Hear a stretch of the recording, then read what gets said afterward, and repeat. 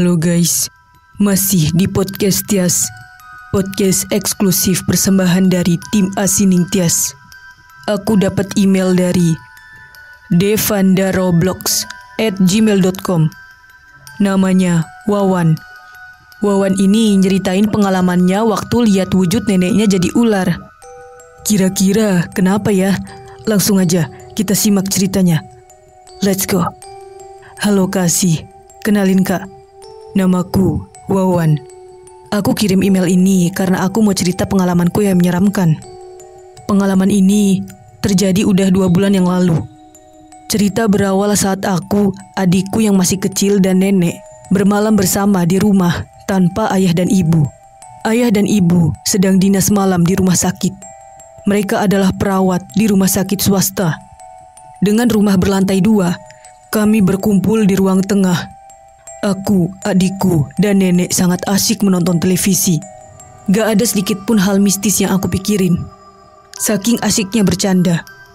Akhirnya, malam itu tepat pukul 9, nenek menyuruh kami untuk pergi tidur. Adikku sudah mengantuk, sementara aku masih segar bugar. Menonton acara televisi kesukaanku yang tayangnya tengah malam. Nenek pun mengantar adikku yang masih kecil untuk masuk ke kamar. Mereka tidur di kamar lantai 2. Nenek berkata akan kembali lagi karena ada hal yang ingin nenek bicarakan padaku.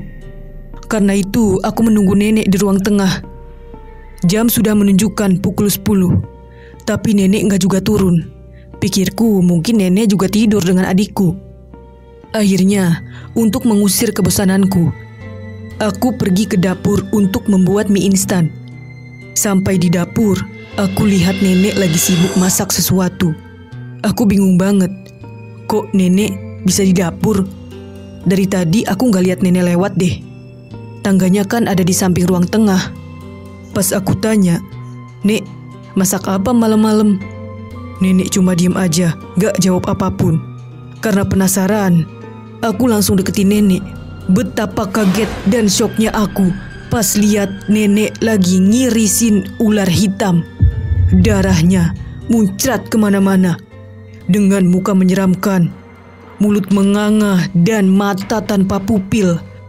Aku langsung teriak dan lari kenceng ke lantai 2. Anehnya, teriakan dan larianku tidak membangunkan adikku. Aku langsung masuk kamar adikku tanpa permisi saking takutnya. Ternyata nenek ada di sana. Nenek pun bangun dan bingung lihat aku yang gemeteran ketakutan. Aku pun bingung kenapa nenek ada di sini. Nenek yang khawatir lihat aku lari-larian langsung turun ke bawah buat ngeliat situasi. Aku gak bolehin, tapi nenek tetap maksa buat turun. Akhirnya nenek pergi ke bawah. Sementara aku disuruh jagain adikku. Aku khawatir banget kalau terjadi apa-apa dengan nenek. Tiba-tiba ada suara gelas jatuh di lantai 1. Aku yang udah kalang kabut akhirnya berani nyamperin nenek. Tapi pas aku mau melangkah, aku kesandung sesuatu sampai bikin aku jatuh. Aku kira keisengan adikku, tapi adikku kelihatannya tidur pules. Takut terjadi apa-apa sama adikku, aku pun membangunkan adikku dan mengajaknya turun ke bawah. Dengan setengah sadar, adikku pun menurut. Saat sampai di lantai bawah, adikku baru sadar sepenuhnya. Aku mengumpulkan keberanian dan mengajak adikku ke dapur untuk lihat apakah nenek yang menjatuhkan gelas. Setelah sampai di dapur, gak ada apapun kecuali nenek yang lagi masak. Aku jadi teringat pas lihat nenek memotong ular hitam. Jadi aku coba nanya lagi. Nenek masak apa?" tanyaku. Tapi terulang lagi. Kali ini nenek juga gak nyaut apapun. Jantungku langsung berdebar. Kakiku gemeteran lemas. Gak mau ada hal buruk terjadi. Aku pun langsung lari ke kamar sambil gendong adik kecilku. Adikku yang gak tahu apa-apa nanya, "Nenek kok ditanyain diem aja?" Aku cuma bisa jawab seadanya. Kalau mungkin nenek gak denger, aku langsung nyuruh adikku tidur di kamar bawah. Sementara aku masih berjaga, nunggu nenek gak juga dateng. Sebenarnya nenek kemana? Pas adikku udah tidur, aku memberanikan diri nyoba ngintip di pintu. Nenek udah gak ada di dapur. Tiba-tiba dari belakangku ada yang manggil. Wan, kamu ngapain? Suara ini adalah suara nenek. Jantungku langsung berdegup kencang. Aku gak berani nengok ke belakang. Tapi di belakang ada adikku yang lagi tidur. Sebenarnya kenapa sama nenek? Badanku yang kaku ini perlahan nengok ke belakang. Aku syok setengah mati lihat nenek yang perlahan berubah jadi ular besar berwarna hitam, bermata merah. Dia berkata, Ini hukuman buat orang yang ninggalin sholat Isya. Seketika dia pun langsung menyerangku. Mataku terbuka lebar dengan nafas terengah dan keringat dingin yang menyertai. Ternyata aku cuma mimpi. Aku di kamar bersama nenek dan adikku.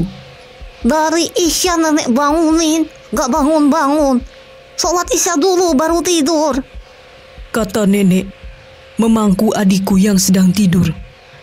Ternyata pas aku udah ngantuk, aku, nenek dan adikku langsung pindah ke kamar buat tidur. Nenek udah ngingetin aku buat sholat Isya dulu, tapi akunya nunda-nunda sampai akhirnya ketiduran. Sekarang udah jam 2:30 dini hari. Aku pun segera sholat Isya. Gak nyangka bakal dimimpiin seserem itu, dan rasanya nyata banget. Aku mohon ampun atas kesalahanku ini dan gak akan aku ulangin lagi. Setelah sholat Isya, aku tidur sebentar dan dibangunin nenek buat sholat subuh jam 5. Paginya aku lemes banget. Pas sarapan, aku pun cerita sama nenek soal mimpi itu. Nenek ingetin aku buat gak melalaikan waktu sholat lagi. Nah, jadi gitu cerita dari Wawan guys. Serem banget tuh kalau kejadian asli. Jangan lupa sholat Isya dulu sebelum tidur ya teman-teman. Sekian cerita dariku. Sampai jumpa lagi. Bye.